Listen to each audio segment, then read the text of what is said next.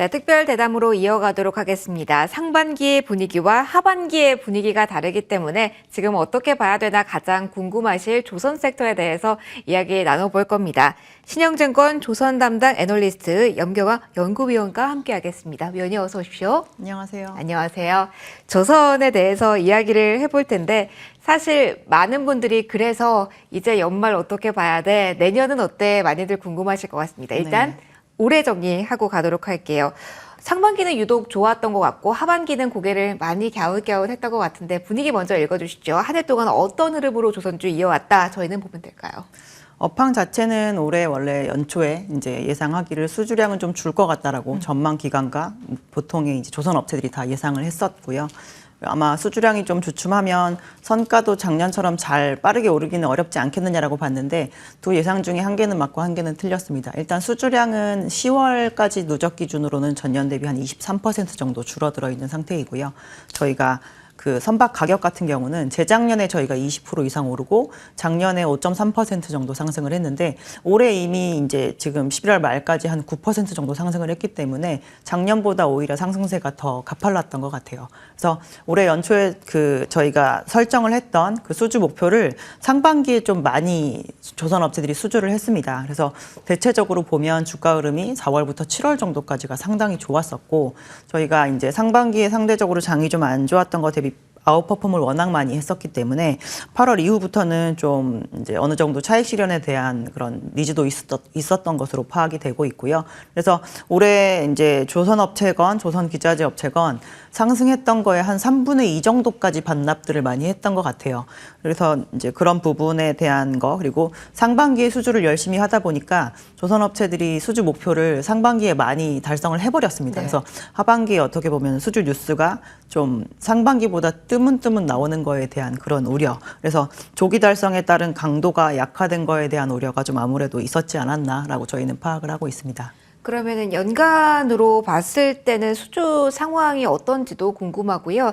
사실 이렇게 이루어진 수주가 이전에 조선이 못 갔던 게 연가 수주에 대한 이야기가 많이 나왔기 때문인데 질적으로도 괜찮은 수주 현황이 잘 찍히고 있는 건지도 궁금합니다. 일단 금액 기준으로 보면 올해 지금 이제 수주 목표를 오히려 초과 달성한 업체는 HD 현대그룹 내에 있는 조선 3사 정도밖에 없는 상황이고요. 삼성중공업과 하나오션 같은 경우는 아직까지 수치상으로 저희가 설정한 그 수주 목표를 달성을 하진 못했습니다. 근데 요즘에 이제 얘기가 많이 나오고 있는 그리고 HD 현대그룹이 먼저 계약을 해버린 그 카타르 수주가 나오게 되면 사실 나머지 2개사들 같은 경우도 올해 목표에 대해서는 초과 달성을 할 것으로 예상이 되고 있는 상황인데 그 수주가 뭐 12월에 나오든 사실 내년으로 넘어가서 1월에 나오든 조선업체들의 잔고에는 그렇게 큰 영향을 주지 않습니다. 그래서 올해 수주를 목표한 바는 다 이루었다라고 해석을 해 보시는 게 맞을 것 같고요. 이제 수주 뭐 질적인 측면에서는 당연히 계속적으로 저희가 선가가 올랐기 때문에 뒤에 받은 거를 이제 만들어내는 때 그 질적으로 좋은 수주를 받았구나라는 거를 충분히 파악하실 수 있을 만한 실적이 나오지 않을까라고 보고 있습니다. 시장 사실 하반기로 넘어가면서 말씀해 주셨던 카타르발 이슈에 많이들 주목을 한 것 같은데 왜 여기에 대한 집중도가 시장에서는 높은 건지 설명을 따로 받아볼 수 있을까요? 저희가 21년, 22년에 대장 선종 중에 하나가 이제 LNG선과 컨테이너선이었었는데요. 그래서 작년에서 올해로 넘어올 때 이제 그 두 개 선종이 피크아웃을 할 거기 때문에 전반적으로 수주가 좋지 않을 것 같다라고 봤는데 사실 올해도 그 두 개의 선종이 많이 수주를 이끌은 편이었었거든요.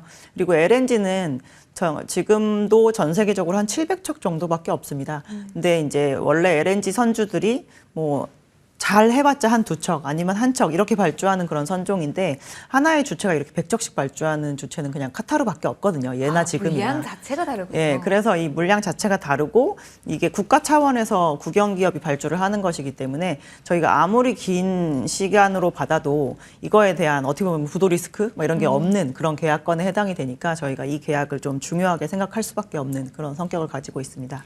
그러면은 피크아웃이란 단어를 언급을 해주셔서 여기에 조금 더 집중을 해보려고 합니다. 어떤 산업이든 다 똑같은 것 같아요. 기대감이 많이 올랐다가 그 다음에 리스크로 부각이 되는 게 바로 이 피크아웃에 대한 우려가 고개를 들 때인데 많이들 헷갈리실 것 같아요. 어떤 뉴스를 보면 피크아웃에 대해서 우려하지 않아도 된다. 다른 쪽을 보면 살짝은 우려해야 된다. 여러 방면으로 볼 수 있기 때문에 듣고 싶습니다. 연구위원님의 시선으로는 피크아웃 우려 지금 어떻게 보는 게 냉철하게 맞다라고 보실까요? 저희가 만약에 지금 조선 섹터 내에서 나올 수 있는 수주가 다 나왔다라고 네. 하면 피크아웃인 것 같습니다라고 말씀을 드릴 수 있을 것 같아요. 근데 지금 지난 이제 2.5년 정도의 그 시간 동안은 한국이 상당히 유리한, 그리고 한국이 원래도 잘했었던 그런 선종들이 수주가 집중적으로 많이 나왔습니다. 그래서 네. 저희도 내년에 3개년을 그렇게 달려온 선종에 해당하는 LNG 선과 컨테이너 선박이 잘 나올 거라는 얘기는 절대 드릴 수가 없을 것 같아요. 그쪽 섹터는 피크아웃이 맞습니다. 네. 근데 나머지 쪽 같은 경우는 사실 발주가 별로 안 나온 상태거든요. 코로나 때 돈은 굉장히 많이 벌었지만 저희가 설비에 대한 투자를 그닥 많이 하지 않은 상황입니다. 그리고 내년 2분기 정도가 되면 이제 저희가 선박의 그 탄소 집약도 지수라고 하는 게 확정이 되면서 이 배들마다 환경을 얼마나 잘 지키는가에 대한 등급이 부여가 되거든요. 이게 단순히 예상 등급으로 있을 때와 확정 등급으로 있을 때는 완전히 다른 의미에 해당이 됩니다. 그래서 이제 그런 거에서 하위 등급을 받게 되면 그 선주들은 아마 그때 가서 움직이지 않을까라고 보고 있고요. 그래서 여전히 저희가 발주가 나올 여지가 있는 분야가 많고 전체 선박 시장 중에 그런 선박들이 차지하는 비중이 과반이 넘기 때문에 볼륨적으로 저희가 피크아웃을 얘기할 필요는 없지 않을까라고 생각하고 있습니다. 그럼 노후 선박에 대한 교체 발주 수요에 대한 기대감도 있다. 그리고 요즘은 암모니아 선에 대해서도 이야기가 많이 나오던데 이것도 새로운 모멘텀으로 볼 수 있는 건가요? 저희가 궁극적으로 완전히 무탄소로 가려면 네. 연료에 탄소가 들어있지 않은 연료를 저희가 써야 되는 거잖아요. 아하. 그래서 이제 가장 이제 마지막에 해당하는 넷제로를 이제 만들어내는 시기를 2050년 정도로 잡고 있는데 거기에서 이제 얘기가 되는 연료는 수소입니다. 네. 근데 저희가 암모니아는 수소를 가장 많이 옮길 수 있는 매개체의 그런 연료로 얘기를 하고 있는 편이거든요. 그래서 실제로 이제 물성이 조금 비슷해서 LPG 수송을 담당하시던 화주들이 이 암모니아 수송에 대응을 하기 위해서 일부러 LPG 선을 좀 미리 발주해 놓는 그런 양상도 보이고 있고, 실질적으로 이러한 선박에 해당하는 문의가 요즘도 많이 들어오고 있어서 저희도 새로운 모멘텀이 될 것으로 보고 있습니다. 그러면 결국은 유가와도 연결고리가 있다라고 봐야 될까요? 친환경이란 키워드가 부각이 되려면 사실 유가 자체에 대한 부담이 있어야 되니까요. 그럼 최근의 트렌드는 하향 쪽으로 가고 있는데 이게 조선 업종에 대해서도 걸림돌로 작용할 가능성도 있을까요? 지금 전체 에너지 시장을 보면 뭐 풍력이 되었건 태양광이 되었건 친환경으로 이제 저희가 코로나 시기에 많이 쏠렸던 그 부분이 어떻게 보면 약간 고삐가 그 잡히고 있는 그런 느낌이 좀 들기도 하거든요. 실질적으로 신재생 에너지 같은 경우는 저희가 초반에 상당히 많은 금융 비용을 써가지고 투자를 해야 되는데 이제 그런 부분들이 좀 주춤해지고, 오일 메이저들이 요즘 같은 경우는 오히려 중장기적으로 이제 줄이려고 했던 화석 연료에 대한 생산량을 재차 줄이지 않고 그냥 약간 원래 패턴대로 생산을 하겠다라는 그런 모습도 보이고 있는 것이 사실입니다. 근데 궁극적으로 저희가 신재생 쪽으로 가는 그 방향이 아예 틀어질 거라고 생각하지는 않지만, 지금까지 수십 년 동안 그 투자를 해놨던 오일 메이저들이 이제 화석 연료를 생산하는 거에 대한 부분을 약간 재개를 해서, 사실 지금까지 투자를 워낙 많이 해놨기 때문에 생산만 하면 그냥 팔 수가 있는 그런 부분이거든요. 그래서 그런 것을 감안을 하면 뭐 유가와 관련된, 그리고 유류와 관련된 해운업, 조선업들은 사실 내년에 생각보다 저희는 할 일이 더 많을 것이라고 보고 있고요. 이제 오늘은 유가가 상당히 많이 하락을 하면서 원래 유가 민감주라고 얘기가 되는 조선주도 조금 조정을 맞아요. 받고, 해운업체들 같은 경우는 조정을 받고 있는 상황이긴 하지만, 저희는 이게 내년에 뭐 그 석유에 대한 수요 자체를 눌러놓을 것이라고 보지는 않습니다. 그러면은 기후라고 판단을 해도 될까요? 피크아웃에 대한 우려 자체를? 그냥 유가가 하락하는 것에 대한 부분, 그리고 저희가 이제 과거에는 조선업 자체가 굉장히 확장성을 가졌었기 때문에 단순히 수주량이 주는 거를 무조건 피크아웃의 시그널로 해석을 했었거든요. 네. 저희가 배를 만들 수 있는 역량보다 더 많은 수주만 나오게 되면 사실 그 부분은 계속 잔고가 쌓이는 부분이기 때문에 저희가 피크아웃으로 해석을 할 필요가 없는데, 옛날처럼 워낙 저희가 배를 만들 수 있는 공급량을 많이 늘렸던 시기가 있으니까 그때처럼 만약에 이것보다 더 적게끔 시장에서 수요가 나오게 되면 피크아웃으로 바로 가는 게 아닌가라는 걱정들을 하시는 것 같아요. 근데 지금은 그렇게 공급 쪽에 이제 조선의 생산 능력에 대한 공급의 확장기가 아니기 때문에 그러한 우려를 하실 필요는 없을 것으로 파악하고 있습니다. 알겠습니다. 다른 면도 좀 보도록 하죠. 그러면은 글로벌 경기 침체에 대한 우려도 있을 거고요. 중국과의 관계를 이야기를 좀 해야 될 것 같습니다. 사실 중국 쪽에서 많은 양을 수주하면서 여기에 불이 붙어서 우리도 염가 수주를 한 시절이 있었기 때문에 하나씩 좀 보도록 하겠습니다. 일단은 지금 우리 조선사는 위원님 선별 수주 전략을 취하고 있는 상황은 맞나요? 네, 맞죠. 저희가 3년째 지금 수주 잔고가 늘고 있어서 네. 지금 저희가 수주를 하면 일반 상선은 한 26년 하반기, 그리고 LNG 캐리어 같은 경우는 27년이나 돼야 이제 선주들이 받아볼 수가 있습니다. 근데 저희가 굳이 이제 빈자리가 그렇게 적은데 네.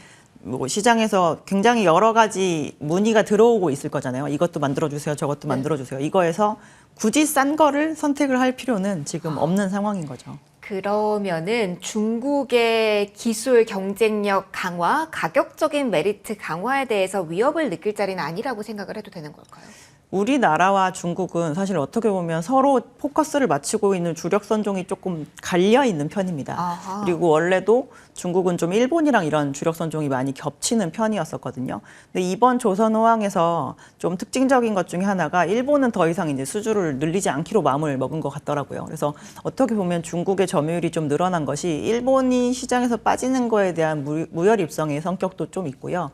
이게 굳이 지금 중국 이 이제 잘하는 영역에서도 발주가 이제 내년부터 좀 많이 나올 것으로 저희가 기대가 되고 있는데, 이제 한국이 잘하고 있는 영역에서 서로 경쟁을 해서 가격을 낮추기 위한 그런 부분을 할 필요는 없을 것으로 보고 있고, 사실 중국도 이제 굉장히 큰 조선 국가이기도 하지만 네. 굉장히 큰 해운 국가입니다. 그래서 이제 중국에서 필요로 하는 선박을 중국의 그 선박금융이라는 시스템을 이용을 해서 계속 만들어가지고 저희가 레코드를 쌓으면 그게 이제 결국 중국의 기술력으로 축적이 되는 것이거든요. 그래서 저희가 막 20년, 30년 지나도 절대 따라오지 못한다라는 얘기는 당연히 드리지 않고요. 결국에는 이 선박 시장 내에서 필요로 하는 영역에 서로 이렇게 공존을 하면서 이제 이쪽에서 잘하는 건 이쪽에서 잘하고 저쪽에서 잘하는 건 저쪽에서 잘하는 그런 공생관계를 유지하는 게 가장 좋은 방법이지 않나라고 보고 있습니다. 그럼 넓게 봤을 때 시장 전체적인 수요는 어떻게 생각을 해야 될까요? 사실 경기 침체에 대한 우려가 다시 한번 나오고 있는 시점이라서 이것도 조선 업황의 마이너스가 되지 않을까, 전체 시장에서 요구하는 물량이 줄어들 가능성도 염두에 둬야 되지 않을까라는 생각도 하실 것 같아서요. 어떤 표 가지고 계실까요? 그러니까 조선 업종의 전방 산업에 해당하는 해운 업체들의 이 카테고리 내에서 보면 지금 소비재를 나르는 쪽에 해당하는 해운업은 좋지 않습니다. 대표적으로 이제 컨테이너라고 볼 수가 네. 있겠죠.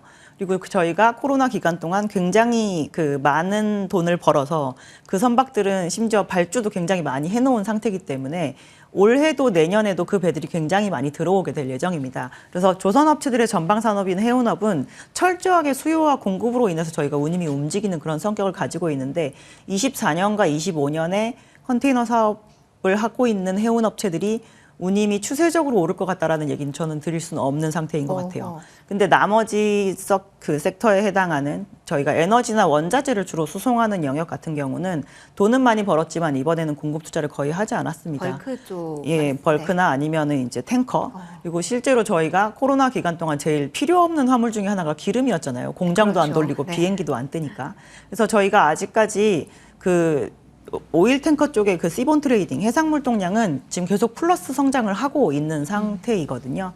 그래서 그런 거를 감안하면 수요가 감소할 여지는 별로 없고 공급은 아예 들어오지 않을 걸 수준으로 저희가 투자를 해놓은 상태이기 때문에 이제 그런 전방 산업들에서 늘어나는 조선의 수요에 대해서는 탄탄하다. 그리고 그 선종들이 차지하는 비중은 선박 시장 내에서 60% 이상이다라는 걸 감안하면 이제 경기 침체의 우려는 있을 수 있겠지만 소비재 쪽이 아닌 다른 쪽에서의 그 조선 수요는 탄탄할 수 있다라고 보셔도 될 것 같아요. 그러면 실적에 조금 더 포커스를 맞춰서 이야기 나눠보도록 하겠습니다. 3분기 영업이익이 흑자 전환을 조선 3사가 모두 기록을 했어요. 제가 가지고 있는 통계가 맞다면 2012년 이후 처음일 만큼 이렇게 좀 이례적인 상황이었는데 그 이후에 주가 반응은 약간 스물스물 아직은 좀 경계감이 있는 듯 했거든요. 4분기의 분위기가 이어질지 구조적인 개선으로 조금 더 기대감을 안아가는 시점을 우리가 기다리고 있는 지금 자리 맞습니까?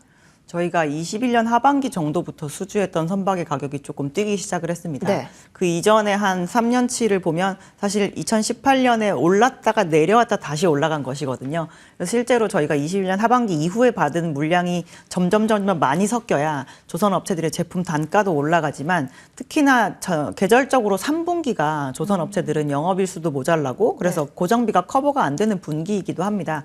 그래서 4분기는 일단 영업일수 자체가 많은 분기이기도 하고요. 이제 당연히 3분기보다 더 뒤에 받은 선박의 그 매출 비중이 조금씩 올라오기 때문에 수익성이 제고되는 모습이 많이 보일 것이라고 저희는 생각을 하고 있습니다. 그래서 내년이 좀 더 뚜렷하게 보이긴 하겠지만 어쨌든 전체적으로 올해 조금씩 2분기에 처음으로 흑자 전환한 조선업체가 있었고 3분기에 처음으로 흑자 전환한 조선업체가 있었듯이 그 트렌드 자체는 이어질 수 있다라고 보고 있습니다. 그러면 이 트렌드를 가지고 갈 때 가장 시장에서 주목해야 될 쪽은 조선, 지금 움직이는 이 사이즈가 큰 쪽을 봐야 될까요? 항상 비슷한 질문 많이 받으실 것 같습니다. 낙수 효과가 예상되는 쪽에서 조금 더 강한 탄력을 기대하고 계실지요? 저희는 내년에 그냥 주가 움직임만으로 생각을 하면 조선 업체들보다는 기자재 업체가 훨씬 더 좋을 것으로 보고 있고요. 네. 왜냐하면 조선 업체들이 이렇게 물량이 많이 주는 동안 기자재 업체들은 폐업을 굉장히 많이 했습니다. 그래서 저희가 예전에 막 5군데에서 만들던 걸 지금 한 3군데에서 만들고 있고 이런 정도 수준이기 때문에 이제 선박에 대한 수요가 조금만 올라와도 예전 대비해서 이 마켓 시어가 굉장히 많이 올라오게 되거든요. 그래서 기자재 업체에 좀 집중을 해보시는 게 내년에 이제 투자 수익률을 높이시는 데는 아무래도 큰 도움이 되시지 않을까라고 보고 있습니다. 종목으로 조금 더 유망하게 보시는 쪽 따로 있으실까요? 조선 쪽에서도 이제 어떠한 특정한 선종에만 들어가는 게 아니라 네. 이제 모든 선박에 공용적으로 들어가는 그런 필수 기자재를 보시는 게 가장 좋을 것 같고요. 네. 지금의 시장의 화두가 이제 아무래도 친환경적인 문제이기 때문에 친환경 선박을 그냥 정석으로 만들려면 이중 연료로 추진하면 되는 것이거든요. 그래서 엔진사를 보시는 게 가장 낫지 않을까. 라고 생각을 하고 있습니다. 알겠습니다. 그러면 마지막으로 해운 쪽 살짝만 건드리고 저희 마무리하도록 할게요. 사실 조선해운 최근에는 따로 보다가 묶어서 많이 봐서요. 이쪽 같은 시각으로 봐도 될지 이렇게 운송 쪽에 대해서 많이 보고 계시니까 조언을 좀 해주세요. 이쪽 운송 쪽을 투자하시면서 이쪽에 대한 키포인트도 꼭 가져가셔야 된다. 이런 포인트 있으면 같이 알려주시면 좋을 것 같아요. 일단 코로나 기간 동안 네, 이제 원체 많은 돈을 벌음으로 인해서 지금 시장의 M&A가 굉장히 세게 올라오고 있는 상황이고요. 네. 저희가 알고 있는 회사가 아니라고 하더라도 지금 시장에 해운사 매물 굉장히 많습니다. 근데 그 해운업을 원래 영위하시던 분들이 시장에다가 이거를 내놓으시는 거거든요. 왜냐하면 지금만큼 비싼 가격에 팔 수는 없을 거라고 생각을 하시기 때문에. 그래서 지금의 시장의 팔자와 사자 사이의 가격 괴리가 너무 큰 상태이고요. 이러한 상황에서 주식으로 접근해서 투자하시는 분들이 큰 수익을 얻기는 굉장히 어렵다라고 보셔야 될 것 같습니다. 알겠습니다. 조금 더 이 흐름을 타면서 투자에 대한 아이디어를 구체화하는 게 좋겠다로 마무리 짓도록 하겠습니다. 요즘 많이 궁금하실 조선에 대한 이야기 해봤습니다. 지금까지 신영증권 엄경화 연구위원과 함께 마지막 코너 함께 했고요. 저희는 여기서 인사드리도록 하겠습니다. 오늘 환율 많이 올랐고 다시 양대지수 하락권에서 마무리가 됐는데요. 내일도 꼼꼼하게 전략적인 고민 함께해서 이 시간 여러분 파트너 역할 하기로 하겠습니다. 여기서 인사드릴게요. 시청해주신 모든 분들 고맙습니다.